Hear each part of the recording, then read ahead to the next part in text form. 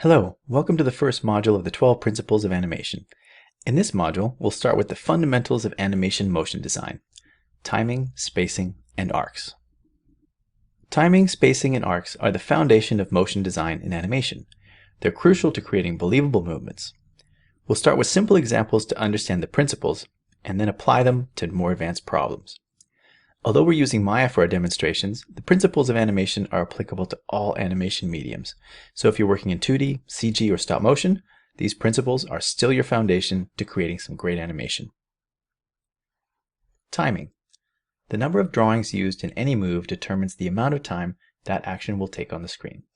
This quote is from the fantastic book The Illusion of Life, written by Frank Thomas and Ollie Johnston, two of Disney's legendary 9 old men. Timing is simply how long it takes for an action to occur.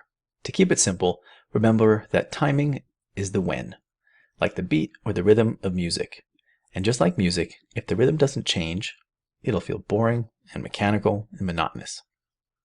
How many frames does it take for a character to grab a cup, jump from a rooftop, or change their facial expression? So when we're thinking about timing, the question we're really asking is, how long? And if we're working in film, that usually means we're animating at 24 frames per second. So we usually break down timing into terms of how many frames it takes for something to move on screen.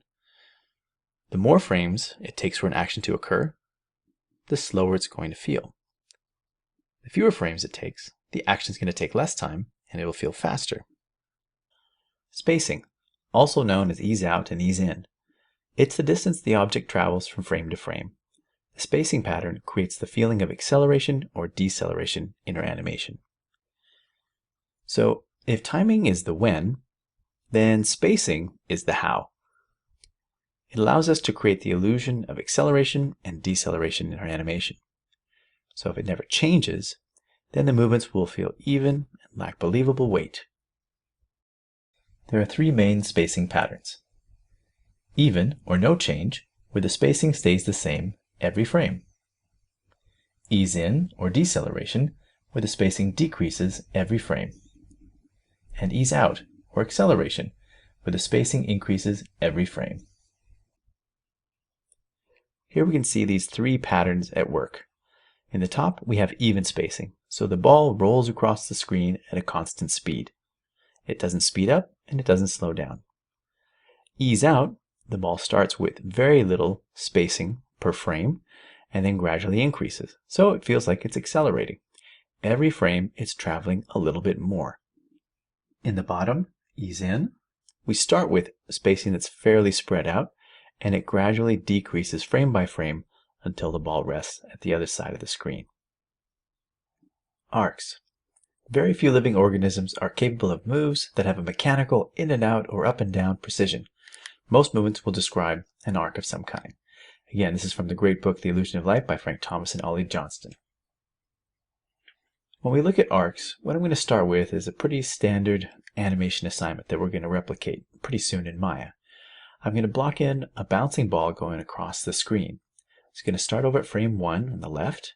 It's going to hit the ground at frame 13, reach a high point at 21, hit the ground at 29, bounce back up at 35, and hit the ground again at 41.